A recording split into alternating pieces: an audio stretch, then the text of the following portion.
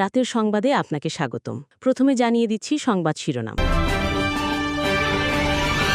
Saudi আরবের যুবরাজ মোহাম্মদ বিন সালমান যুক্তরাষ্ট্রে $1 trillion বিনিয়োগের ঘোষণা দিয়েছেন।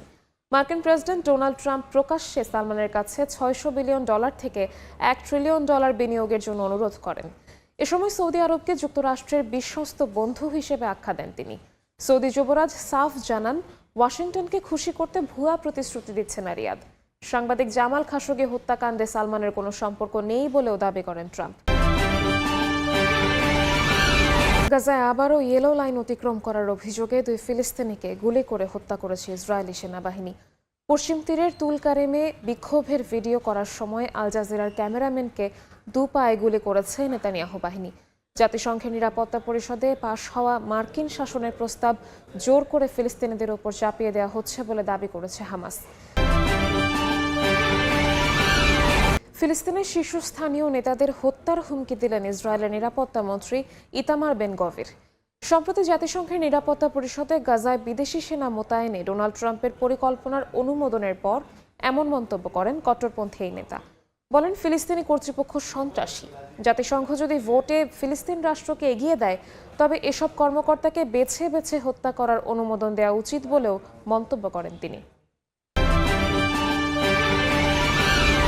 রাতভর রাশিয়ার ড্রোন ও মিসাইল হামলায় 5 জন নিহত হয়েছেন।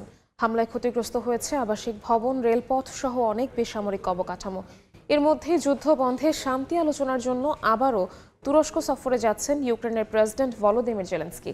তবে বুধবারের এই আলোচনা থেকে সরে দাঁড়ানোর ঘোষণা দিয়েছে মস্কো।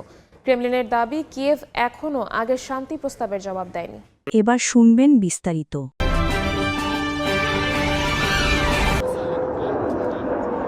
এ যেন এক রাজকীয় অভ্যর্থনা। আকাশে চলছে F-35 ও F-15 ফাইটার জেটের প্রদর্শনী। সৌদি যুবরাজ মোহাম্মদ বিন সালমানকে হোয়াইট হাউসে স্বাগত জানান মার্কিন প্রেসিডেন্ট ডোনাল্ড ট্রাম্প।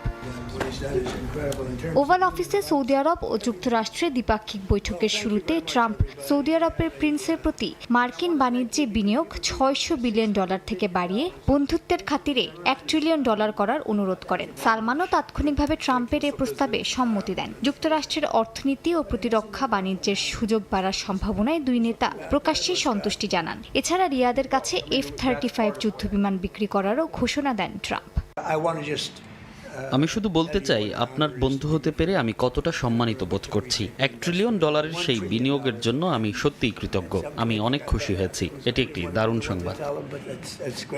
বৈঠকে তেলের দাম কমে ব্যারেল প্রতি প্রায় $60 নেমে আসার পরও সৌদি এই বিনিয়োগ বজায় রাখতে পারবে কিনা সাংবাদিকদের এমন প্রশ্নের জবাবে এমবিএস জানান, যুক্তরাষ্ট্রের এআই চিপ ও কম্পিউটিং শক্তির সঙ্গে সৌদি আরবের চাহিদা মিলিয়ে বড় ধরনের অর্থনৈতিক সম্ভাবনা তৈরি হয়েছে। এ সময় তিনি সাফ জানিয়ে দেন, যুক্তরাষ্ট্রকে খুশি করতে ভুয়া প্রতিশ্রুতি দিচ্ছেন না তিনি।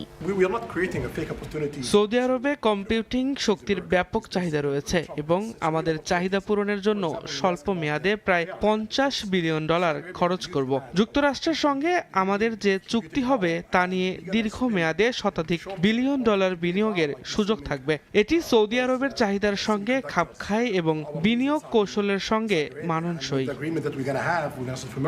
এ বৈঠকের পর দুই দেশের সম্পর্কের নতুন এক অধ্যায় শুরু হবে বলে আশ্বস্ত করেছেন সালমান। মার্কিন গণমাধ্যম ওয়াল স্ট্রিট জার্নালের সাংবাদিক জামাল খাশোগি হত্যাকাণ্ডকে কেন্দ্র করে উত্তপ্ত প্রশ্ন ওঠে। এ সময় সৌদি যুবরাজের পক্ষ নিয়ে ট্রাম্প দাবি করেন, মোহাম্মদ বিন সালমান এই হত্যাকাণ্ড সম্পর্কে কিছুই জানতেন না, বরং খাশোগিকে অনেকের অপছন্দের ব্যক্তি বলেও উল্লেখ করেন তিনি। এ বিষয়ে এমবিএস জানান, কারো জীবন বিনা কারণে চলে যাওয়া অত্যন্ত বেদনাদায়ক এবং এই হত্যাকাণ্ডকে একটি বড় ভুল হিসেবেও আখ্যা দেন তিনি। এছাড়া সৌদি যুবরাজ মোহাম্মদ বিন সালমান প্রেসিডেন্ট ট্রাম্পকে জানান, ফিলিস্তিন ইস্যুতে দ্বিরাষ্ট্রভিত্তিক সমাধান হলেই কেবল রিয়াদ আব্রাহাম চুক্তির অংশ হবে। এছাড়া গাজার পুনর্নির্মাণে সহায়তার আশ্বাস দেন তিনি। যদিও সাংবাদিকদের ট্রাম্প জানান, তিনি ইসরায়েল সৌদি আরবের স্বাভাবিক সম্পর্ক স্থাপনের সম্ভাবনা নিয়ে আলোচনা করেছেন এবং সৌদি যুবরাজের প্রতিক্রিয়া ইতিবাচক ছিল।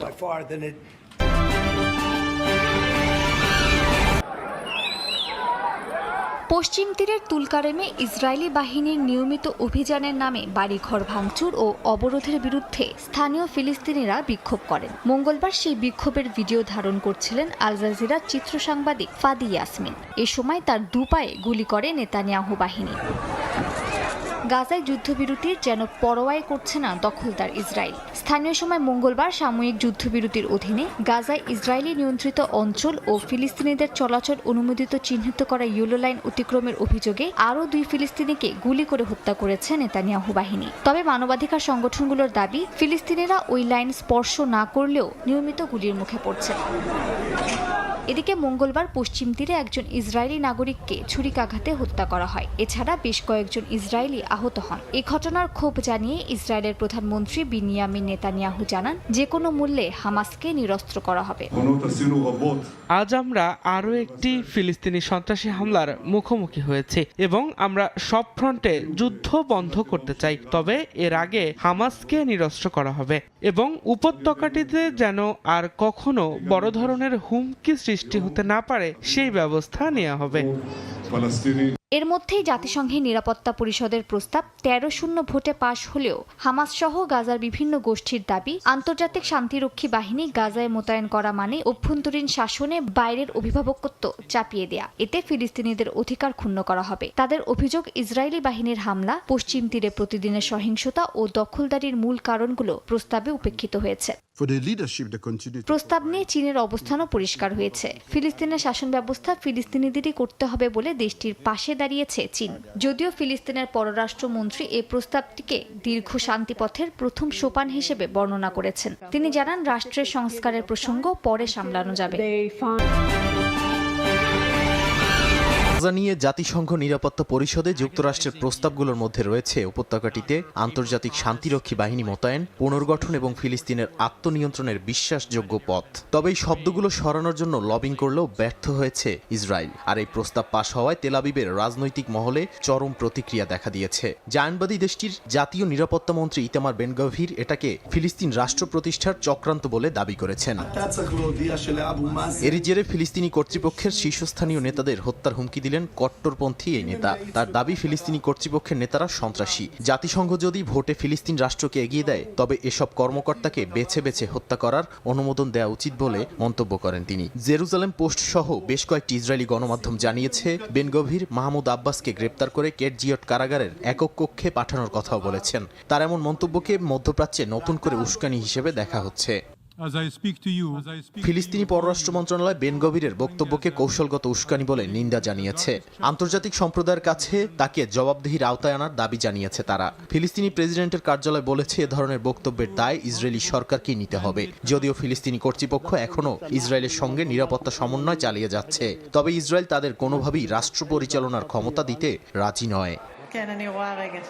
এদিকে বেন গভির দাবি করেছেন, ফিলিস্তিনি বলে কোনো জনগোষ্ঠী নেই এবং তাদেরকে আরব দেশ থেকে আসা এক অভিবাসী বলে উল্লেখ করেছেন। এমন বক্তব্য আন্তর্জাতিক বিশেষজ্ঞরা জাতিগত উস্কানি ও জাতিগত নিধনের ধারণার সঙ্গে মিলিয়ে দেখছেন। ইসরায়েলের ক্ষমতাসীন জোট থেকে শুরু করে বিরোধী দলগুলো পর্যন্ত সবাই ফিলিস্তিন রাষ্ট্রের বিরোধিতায় একই জায়গায় দাঁড়িয়ে আছে।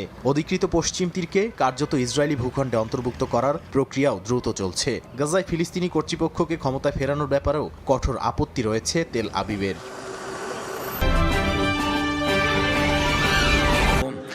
এর মধ্যে ইউক্রেনের president Volodymyr Zelensky Russia Ukraine যুদ্ধের অবসানের লক্ষ্যে এবং বন্দি বিনিময়ের প্রচেষ্টা এগিয়ে নিতে তুরস্কে এক শান্তি আলোচনায় অংশ নেবেন। মঙ্গলবার এক বিবৃতিতে জেলেনস্কি জানান, তিনি বুধবার কয়েকটি বৈঠক করবেন। যদিও তিনি তুরস্কের কোন শহরে যাবেন বা কাদের সঙ্গে বৈঠক করবেন সেই বিষয়ে বিস্তারিত কিছু জানাননি। মার্কিন বিশেষ দূত স্টিভ উইটকফ এ বৈঠকে থাকতে পারেন বলে ধারণা করা হচ্ছে।